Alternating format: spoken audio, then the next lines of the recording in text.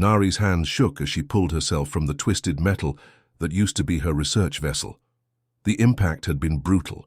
One moment she was collecting atmospheric data in the outer rim, the next, her ship's engines were screaming warnings about critical system failures. The emergency landing on Carax Prime wasn't supposed to happen. No one lands on Carax Prime and lives to tell about it. Her crystalline scales, normally a beautiful shade of deep purple that marked her as one of the Veltar's most promising. Young scientists were now cracked and bleeding a strange silver fluid. Every movement sent sharp pain through her delicate frame. Her people were known across the galaxy for their incredible technology and peaceful nature, but they were also known for something else. They broke easily. The communication array was her only hope.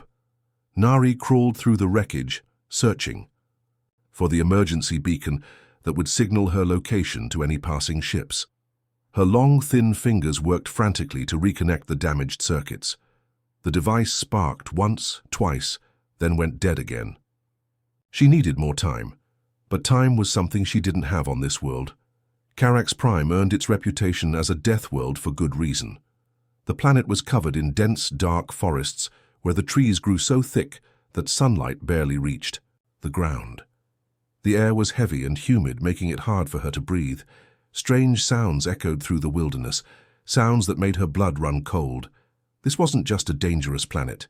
This was a planet designed to kill anything that didn't belong here.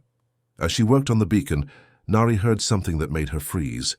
A low rumbling growl came from somewhere in the shadows beyond her crashed ship. Then another growl answered it from a different direction, and another. She wasn't alone anymore. The razor claws had found her. Even children across the galaxy knew about razor claws. They were the perfect killing machine, evolved over millions of years to hunt and destroy. Each one stood as tall as Nari herself, but where she was thin and fragile, they were pure muscle and bone. 6 powerful legs carried them silently through any terrain. Their heads were all teeth and hunger, with 4 eyes that could see heat signatures in complete darkness. They hunted in packs, and they never gave up once they caught a scent. The worst part wasn't their size or their teeth or even their intelligence. The worst part was their record.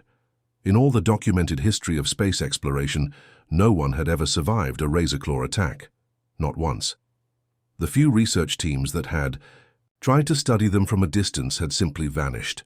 Their ships were found later, torn apart like paper. Nari's communication device sparked again, and for a brief moment, a weak signal pulsed out into space, but the sound also gave away her exact location. The growling got closer. Through the twisted metal of her ship, she could see shapes moving in the darkness. Red eyes glowed like burning coals as they watched her.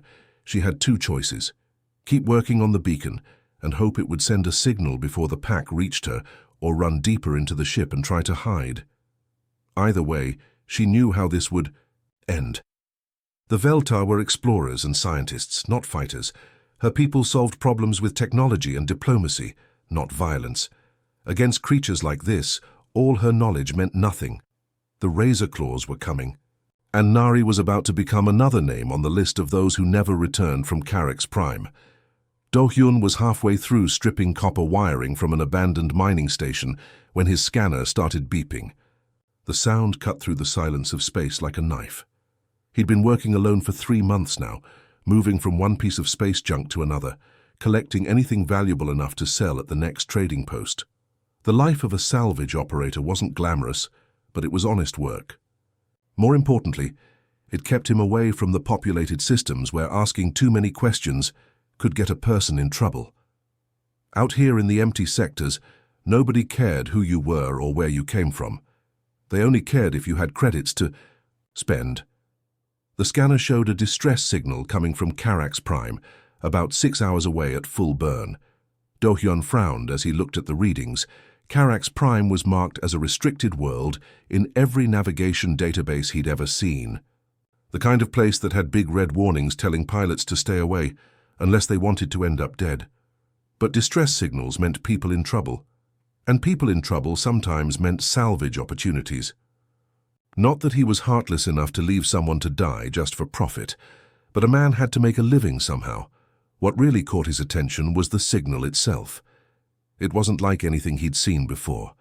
The frequency was all wrong, and the pattern didn't match any standard emergency protocols he knew. Whatever kind of ship had crashed down there, it wasn't built by any of the usual suspects. Do-hyun made his decision quickly. He sealed up his current salvage operation and fired up his ship's engines. The vessel wasn't much to look at, a modified transport that he'd rebuilt himself over the years, but it was reliable and fast when it needed to be. Most importantly, it was quiet. The kind of ship that didn't show up on most scanning systems, unless you knew exactly what to look for. As he traveled toward Carax Prime, Do-hyun thought about the stories he'd heard about the planet. Every spacer had tales about the death worlds, places where the very environment seemed designed to kill anything that didn't belong. Carax Prime was supposed to be one of the worst, the kind of place where entire research teams vanished without a trace. He'd been to dangerous places before, though. Growing up on the colony worlds had taught him that sometimes you had to face scary situations if you wanted to survive. Fear was just another obstacle to work around, like a broken engine or a depleted fuel tank. The closer he got to the planet, the stranger the distress signal became. His computers couldn't decode most of it, but every now and then he'd catch fragments that almost made sense. Whoever was down there was definitely not human, that much was clear. The technology was too advanced, too different from anything he'd ever encountered.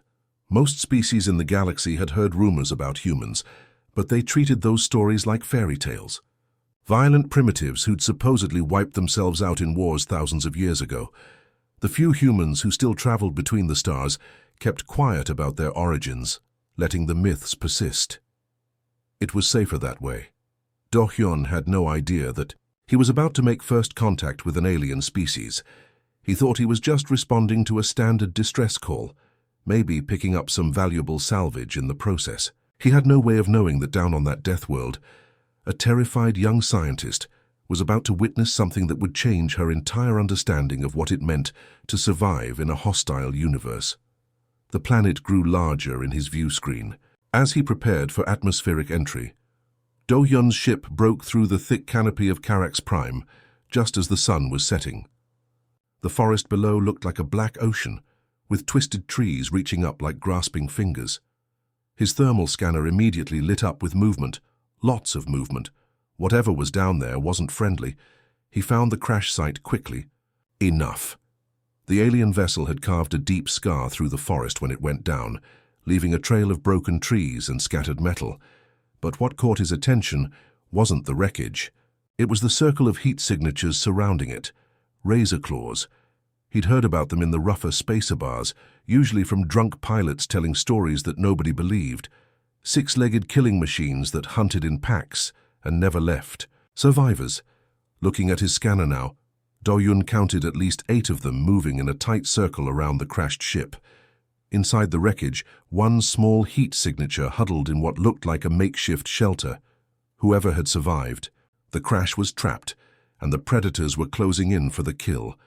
Most people would have called for backup or tried to find another way to help. Do-hyun didn't have time for either option. He could see the razor claws getting bolder, testing the barriers around the shelter. In a few minutes, they'd break through and it would all be over. He grabbed his plasma rifle and a handful of energy cells, then kicked open his ship's cargo ramp. The hot, humid air of Carax Prime hit him like a wall, carrying the scent of decay and something else, something that smelled like fear and blood. The largest razor claw was at the shelter entrance, its massive claws tearing through the metal. Barrier like it was made of paper. Do-hyun didn't think, didn't plan, didn't calculate odds. He just started shooting. The first blast caught the big predator in the shoulder, spinning it around with a roar of pain and rage. The others turned toward this new threat, their red eyes gleaming in the darkness. For a moment, everything was perfectly still. Then Do-hyun did something that no sane being in the galaxy would do.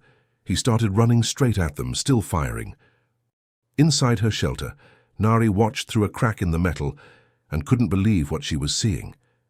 This unknown creature, bipedal, smaller than the razor claws but moving with incredible speed, was charging directly into a pack of the galaxy's most feared predators. It wasn't running away or looking for cover. It was attacking. The strangest part was what happened to the creature under pressure. Where Nari's people would freeze with terror, this being seemed to come alive. Its movements became faster, more precise. Its aim improved instead of getting worse. The sounds it made weren't screams of fear, but something else entirely, battle cries that seemed to confuse the razor claws. Two of the predators rushed the newcomer from different sides, their classic pack-hunting technique that had never failed. But this creature anticipated their movement and rolled between them, coming up firing. One razor claw dropped immediately, the other stumbled backward, missing a chunk of its leg. What amazed Nari most was the creature's face. She could see it, clearly now through her shelter's sensors. Where there should have been terror, there was something that looked almost like joy. This being wasn't just fighting for survival. It was enjoying the fight. The remaining razor claws began to back away, their confidence shaken.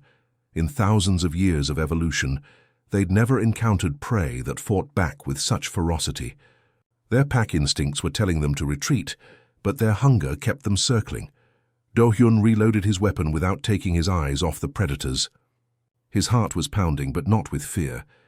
This was what humans were built for, the moment when everything else fell away except the need to survive and protect. The remaining razor claws scattered when Do-hyun grabbed Nari from her shelter and started running toward his ship. She was lighter than he expected, her crystalline scales smooth but sharp against his arms.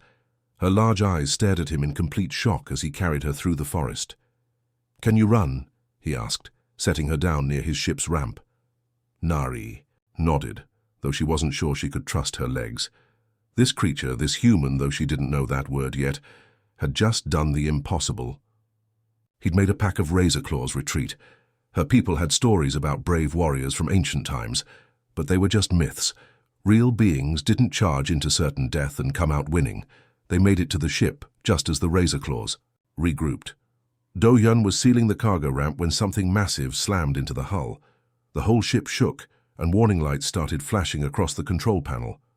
"That's not good," Do-hyun muttered, strapping himself into the pilot. "Seat, hold on to something." The ship lifted off with a grinding sound that made Nari's scales stand on end. Through the viewports, she could see razor claws leaping up at them, their claws scraping against the hull. One of them managed to grab onto the landing gear and hung there as they climbed higher. Do-hyun rolled the ship hard to the left, then snapped it back to the right. The razor claw lost its grip and fell back into the forest canopy. But the damage was done. The navigation system was throwing error codes, and something was leaking fluid onto the deck. "We're not making it to orbit," he said, scanning the instruments. "I need to find somewhere to land and make repairs." The thermal scanner showed a cave system about 10 kilometers north. It looked deep enough to hide the ship and provide some protection while they worked. Do-hyun brought them down carefully, the engines coughing and sputtering as they descended. The cave entrance was barely wide enough for the ship, but they squeezed through into a vast underground chamber. Do-hyun powered down the engines and activated the emergency lighting. The beams cut through the darkness, revealing something that made both of them freeze. Eggs, hundreds of them, arranged in neat clusters across the cave floor. Each one was about the size of Nari's head, with a leathery shell that seemed to pulse with its own internal light. And moving between the egg clusters, tending to them with careful precision, were adult razor claws. Not just a few, dozens of them. "We're in their nursery," Do-hyun whispered, his hand moving to his weapon. Nari's entire body went rigid with terror. Every instinct her people had developed over millions of years was screaming at her to hide, to make herself small and invisible, to wait for someone else to rescue her. The Veltar didn't fight. They didn't take risks. They survived by being smart and careful and never ever challenging predators in their own territory. But this human was already studying the chamber, his eyes moving from exit to exit, counting enemies and calculating angles. She could see his mind working, planning something that her people would consider absolute madness. The razor claws had noticed the ship now. They were moving closer, their red eyes reflecting the emergency lights. These weren't the aggressive hunters from the forest. These were parents protecting their young, which somehow made them even more dangerous. "There has to be 50 of them," Nari breathed, her voice barely a whisper. 53, Do-hyun corrected, still watching them move. But they're trying to protect the eggs. That gives us an advantage. Nari stared at him in disbelief. Advantage. They were trapped in a cave with 53 of the galaxy's most feared predators, surrounded by their breeding ground, with a damaged ship and limited ammunition. How could any sane being see an advantage in this situation? But as she watched Do-hyun's face, she began to understand something that would change everything she thought she knew about survival. Do-hyun spent the first hour just watching. While Nari huddled in the ship's cabin, expecting death at any moment, he studied the razor claws like a scientist studying lab animals. He watched how they moved, how they communicated, how they organized themselves around the egg clusters. They have a pattern, he said quietly, making notes on a small tablet. The bigger ones patrol the outer edges. The smaller ones stay close to the eggs, and they always move in groups of 3. Nari couldn't understand his calmness. Her people would be sending distress signals and praying for rescue, but this human was taking apart their behavior like he was solving a puzzle. "What are you planning?" she whispered. "To even the odds," Do-hyun replied, pulling equipment from his ship's storage compartments. What happened next went against everything Nari thought she knew about civilized behavior. Do-hyun began taking apart his ship's spare parts and building, things that had no purpose except to cause harm. He stripped wiring from the walls and coiled it into snares. He mixed chemicals from the emergency medical kit with fuel from the engines, creating small explosive devices. "My people don't do this," Nari said, watching him work. "We find peaceful solutions. We negotiate." "Try negotiating with something that wants to eat you," Do-hyun said, testing the trigger on one of his improvised weapons. "Sometimes the only solution is to be more dangerous than the thing hunting you." His first trap was simple but effective. He dragged one of the smaller egg clusters toward the ship, leaving a clear trail.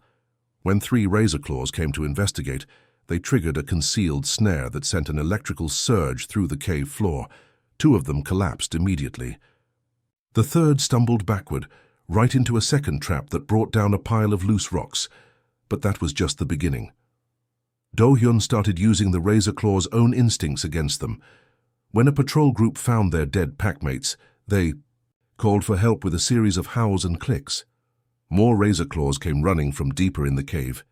Do-hyun was waiting for them with explosives placed along their path. The most disturbing part for Nari was watching his face while he worked. There was no anger, no fear, no hatred, just intense focus, and something that looked almost like satisfaction. When his plans worked, he wasn't killing because he enjoyed it. He was killing because it was necessary, and he was very good at necessary things. "How do you know how to do this?" she asked, after watching him rig another trap using damaged engine parts. "Humans learn by doing," he said, not looking up from his work. "My grandfather taught me to hunt when I was young. Said you have to think like your prey to catch it. Same principle applies when your prey is trying to catch you." By the 3rd hour, the razor claw population in the cave had dropped from 53 to 38. The survivors were getting smarter, more cautious. They stopped following obvious trails and started sending scouts ahead of their main groups. So Do-hyun adapted his tactics. He began targeting the egg clusters themselves, not to destroy them but to move them around. The parent razor claws became frantic, rushing to protect their young instead of coordinating their attacks. In their desperation to save the eggs, they made mistakes that Do-hyun was ready to exploit. Nari watched all of this with growing amazement and horror. Her people had advanced technology, sophisticated weapons, and thousands of years of scientific knowledge. But when faced with a survival situation like this, all their advantages meant nothing. This human, with nothing but salvaged parts and creative thinking, was systematically dismantling one of the galaxy's most feared predator species. The scariest part was realizing that he was just getting started. The geothermal vent was 3 levels deeper in the cave system, and getting there meant crossing through the heart of the razor-claw territory. Do-hyun had spotted it on his thermal scanner, a natural heat source powerful enough to boost their distress beacon's signal. It was their only chance of getting rescued, but reaching it would be like walking through a war zone. "Stay close and do exactly what I tell you," Do-hyun said, checking his weapon one last time. "We're going to be moving for hours and we can't stop no matter what happens." Nari nodded. though she wasn't sure how long she could keep up. Her people weren't built for extended physical activity. A few hours of hard travel would exhaust her completely.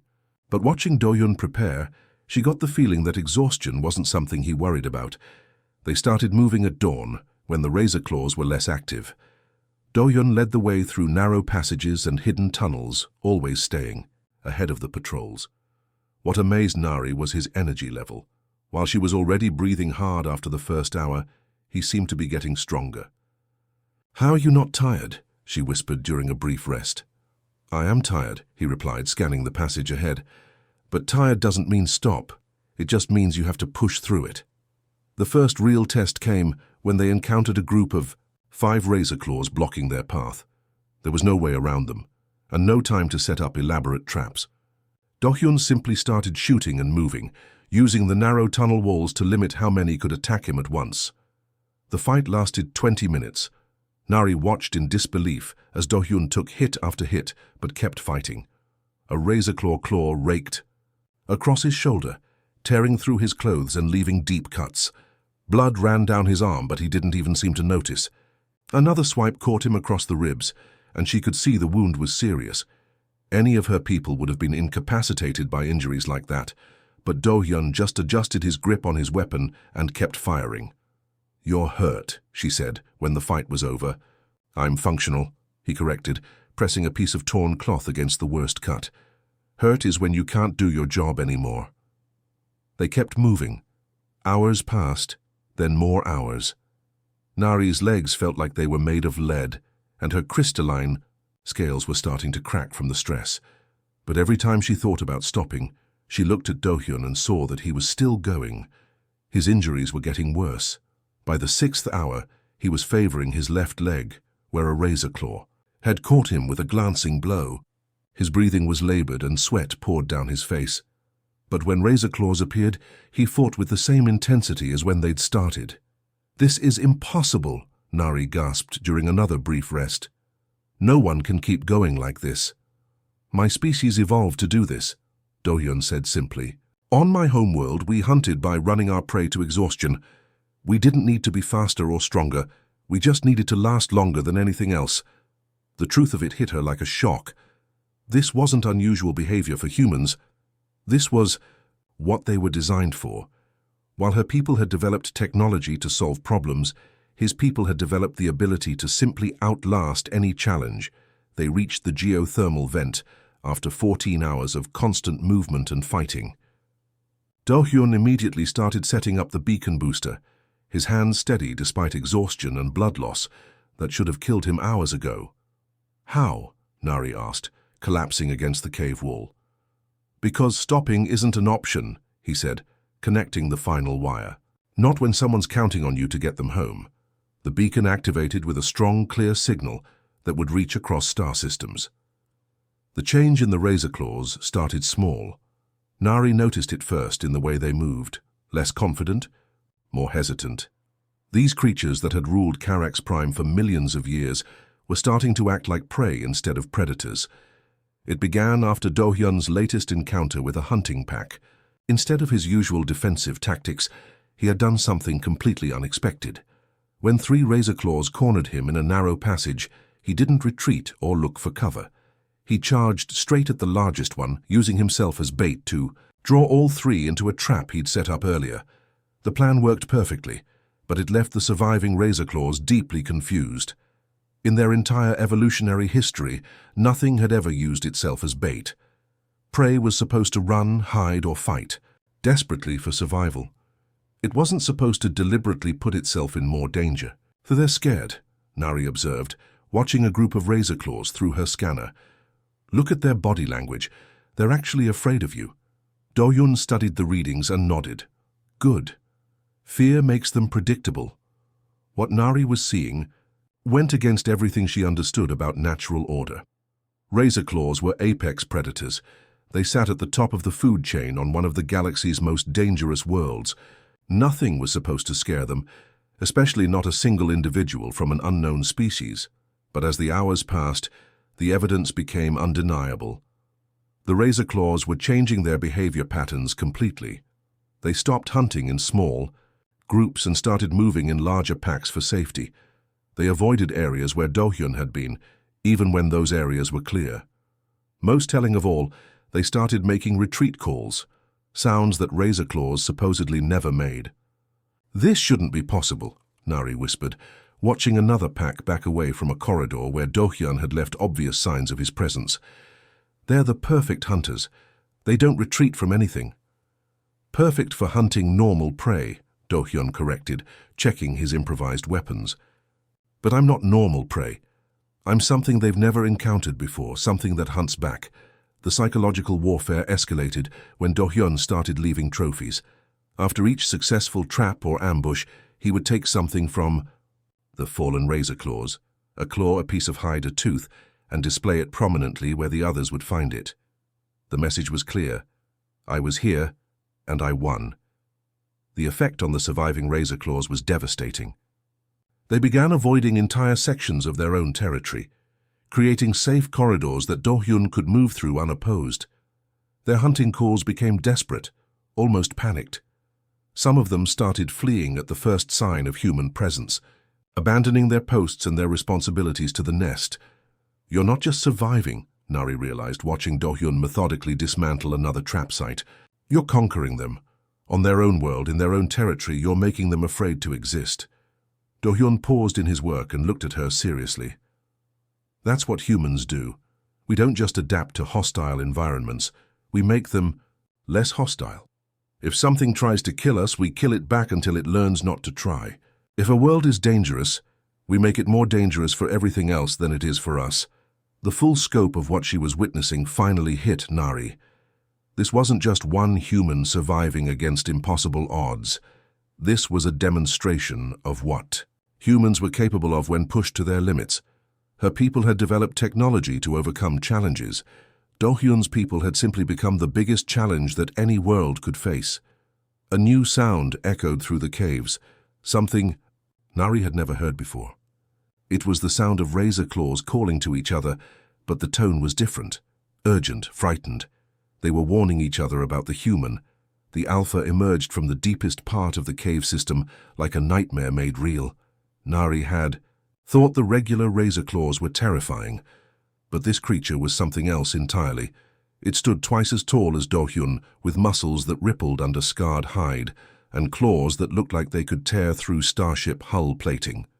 "That's the pack leader," Nari breathed, her scanner barely able to process the creature's size. "It has to weigh at least 3 tons. The alpha had come to investigate the distress calls from its pack. As it surveyed the devastation Do-hyun had caused, the empty egg clusters, the scattered remains of its hunters, the signs of systematic destruction throughout its territory, its red eyes fixed on the human with unmistakable intelligence and rage. "We need to go," Nari urged, backing toward the tunnel they'd used to reach the geothermal vent. "That thing will kill us both. There's no shame in retreating from something that size." But Do-hyun wasn't moving toward the exit. He was moving toward his supply pack, pulling out the makeshift explosives he'd been saving for emergencies, the ones made from his ship's power cells and medical supplies. "What are you doing?" Nari asked, though she was afraid she already knew the answer. "Finishing this," Do-hyun said, checking the timer mechanisms on his improvised bombs. "That alpha is the reason the others keep fighting. Take it down, and the rest will scatter." Nari stared at him in disbelief. "It's 3 times your size. Your weapons won't even slow it down. This is suicide." "Maybe," Do-hyun admitted, strapping the explosives to his belt. "But running away means it follows us. And I'm tired of being followed." The alpha charged before either of them could say another word. It moved with terrifying speed for something so massive, its 6 legs carrying it across the cave floor like a living avalanche. Nari threw herself behind a rock formation, certain she was about to watch Do-hyun die. Instead, she watched him do something that defied all logic and reason. He ran straight at the alpha, not away from it. The collision should have been instantly fatal. The alpha's claws swept down in an arc that would have cut a normal person in half, but Do-hyun had timed his approach perfectly, sliding under the massive creature's reach and rolling between its legs. As he came up on the other side, he activated the first explosive and threw it against the alpha's hind leg. The blast sent shockwaves through the cave and knocked the Alpha off balance. It roared in pain and fury, spinning around to face this impossible prey that dared to hurt it. Blood flowed from the wound on its leg, but the creature was far from finished. What followed was the most brutal fight Nari had ever witnessed. The Alpha used its size and strength, trying to crush Do-hyun against the cave walls or tear him apart with its massive claws. But Do-hyun used his speed and intelligence, staying just out of reach while landing precisely targeted attacks with his remaining explosives. Each blast took its toll on both of them. The Alpha's hide was tough, but the improvised bombs were powerful enough to punch through even its natural armor. Meanwhile, Do-hyun couldn't avoid all of the creature's attacks. A glancing blow from one claw sent him flying across the cave floor. Another swipe caught him across the chest, leaving deep gashes that immediately started bleeding. But he kept getting up. Every time the Alpha thought it had won, every time it moved in for the killing blow, Do-hyun would roll away and trigger another explosive. His face was covered in blood, his clothes were shredded, and Nari could see he was running on pure determination alone. The end came when Do-hyun used his last two explosives together, attaching them to a loose stalactite above the Alpha's head. When the creature reared up for a final attack, he triggered both devices simultaneously. The cave shook like an earthquake as tons of rock came crashing down. The rescue ships arrived 6 hours after the cave stopped shaking. Nari's people came first, a sleek Veltar medical vessel that immediately began scanning for her life signs. Behind them came a rougher-looking salvage ship that Do-hyun had apparently called using a private frequency. Nari knelt beside Do-hyun, in the rubble, using her medical scanner to monitor his vital signs. The Alpha was dead, crushed under tons of stone, but the victory had cost him dearly. His injuries were severe enough that any of her people would have died hours ago, yet somehow he was still conscious and alert. "Your people are here," he said, weakly, hearing the distinctive hum of Veltar engines outside the cave. "You're safe now." The medical team that entered the cave moved with typical Veltar efficiency, setting up portable healing equipment and running detailed scans. But they stopped short when they saw Do-hyun, their large eyes widening in confusion and fear. "What is that creature?" the lead medic asked in the melodic Veltar language, not realizing Do-hyun could understand them through his translation device.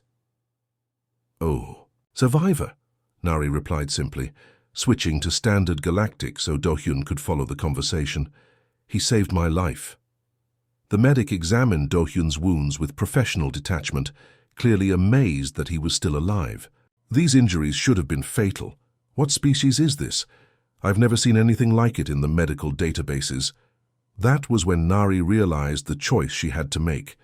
She could tell them the truth, that humans weren't extinct, that they were still out there, still surviving in the galaxy's forgotten corners. Her people would be fascinated at first, but then the questions would start. Scientists would want to study Do-hyun. Military leaders would want to know if there were more like him. Politicians would debate whether humans were a threat that needed to be contained. She looked at Do-hyun and saw him watching her carefully, waiting to see what she would decide. He wasn't pleading or trying to influence her choice. He was simply accepting whatever she thought was right.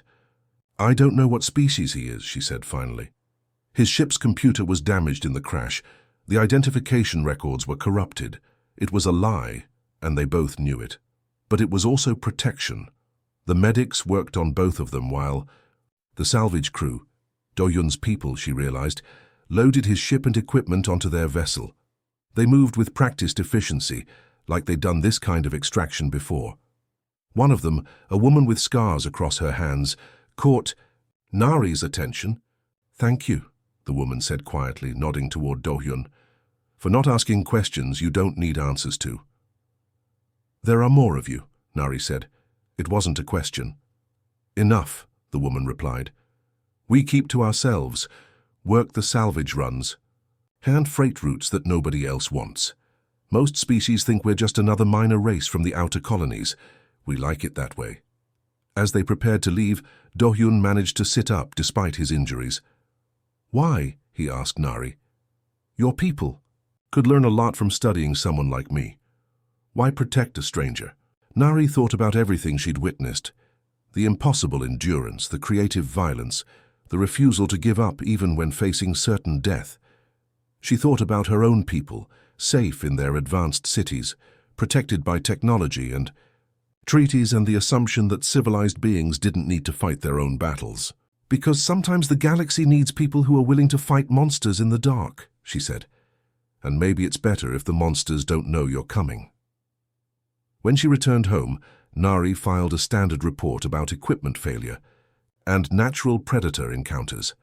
She never mentioned the human who had saved her life, but she kept thinking about what she'd learned on Carax Prime, that survival sometimes required more than just intelligence and technology. Sometimes it required the willingness to become something more dangerous than the things that wanted to destroy you. In the months that followed, she started noticing things she'd missed before. Salvage operators who seemed too skilled for their jobs. Freight runners who took routes through dangerous space that should have killed them. Security contractors who had no official records but somehow always got the job done. The humans were still out there, still surviving, still protecting. A galaxy that didn't even know they existed, and Nari kept their secret. "Retry Claude can make mistakes, please double-check responses."